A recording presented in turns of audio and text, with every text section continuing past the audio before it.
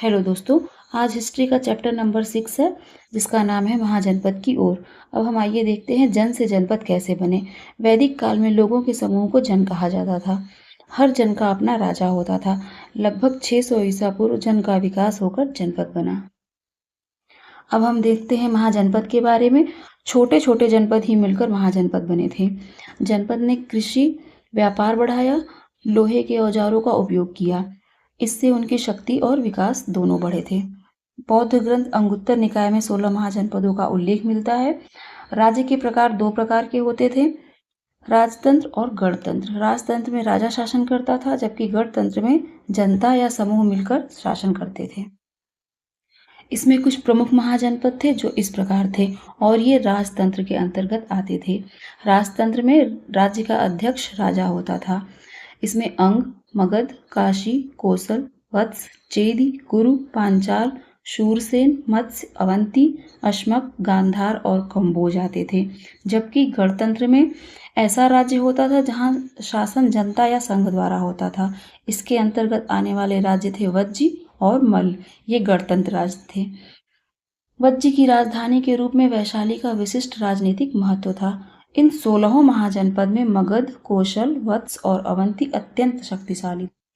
अब आइए यहाँ के राजा और प्रशासन के बारे में देख लेते हैं। महाजनपद काल में राजा की शक्ति बढ़ गई थी। राजा अब विशेष व्यक्ति माना जाने लगा था और समाज का रक्षक था। उसका प्रमुख काम प्रजा की रक्षा, शांति और न्याय करना था।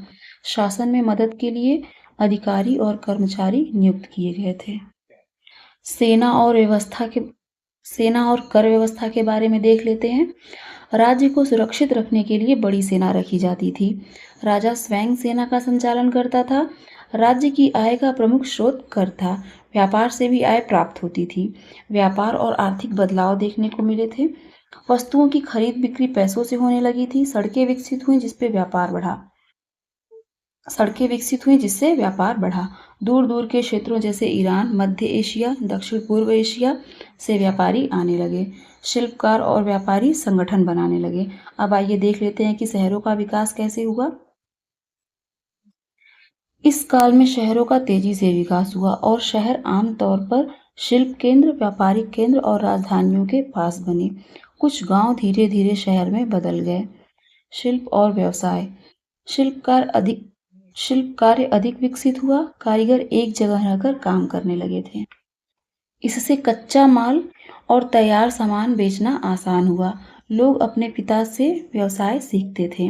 समाज में बदलाव किस तरह से आया? अलग अलग काम करने वाले के अलग अलग वर्ग बन गए। व्यवसाय धीरे धीरे वंशानुगत यानी पीढ़ी दर पीढ़ी हो गया। समाज में जटिलता और कठोरता बढ़ गई। अब आइए देख लेते हैं कि राज्यों के बीच संघर्ष कैसे शुरू हुए। छोटे छोटे राज्यों में एकता का अभाव था। बड़े राज्य छोटे राज्यों को जीतकर अपना क्षेत्र बढ़ाते थे। विस्तार के तरीके इस प्रकार थे: पहले मित्रता करना, शादी से संबंध बनाना, संधि करना और सीधा आक्रमण करना। अंत में मगध सबसे शक्तिशाली राज्य बन गया। साम्राज्य क्या है इसके बारे में देख लेते हैं। जब कोई राजा अपने राज्य की सीमा बहुत बढ़ा लेता है तो उसे साम्राज्य कहा जाता है। अब आइए देख लेते हैं मगध के प्रमुख वंश। मगध में 3 प्रमुख वंशों का शासन रहा। पहला हर्यक वंश, शिशुनाग वंश और नंद वंश। इनका कुल शासनकाल लगभग 220 वर्ष रहा। धनानंद नंद वंश का अंतिम शासक था। मगध की शक्ति के कारण क्या थे इसको देख लेते हैं। मगध के शासकों ने राज्य विस्तार की नीति अपनाई। उनके पास विशाल सेना थी, हजारों घुड़सवार तथा हाथी भी थे। इसी कारण मगध एक साम्राज्य बन पाया। अब आइए देख लेते हैं सिकंदर और पोरस का युद्ध कैसे हुआ।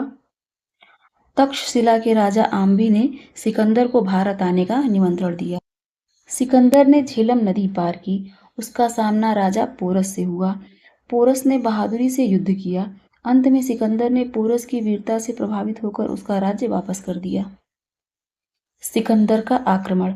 सिकंदर यूनान यानी ग्रीस के मैसेडोनिया राज्य का राजा था।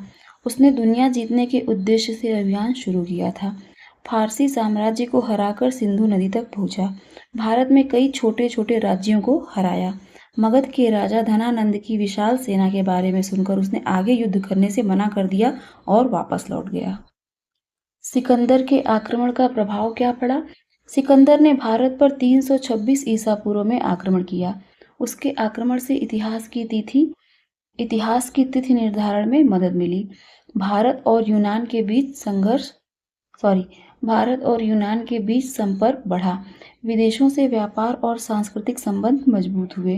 भारतीय शिल्पकला और ज्योतिष पर यूनानी प्रभाव पड़ा। भारतीय सिक्कों पर यूनानी शैली के प्रभाव दिखाई दिए।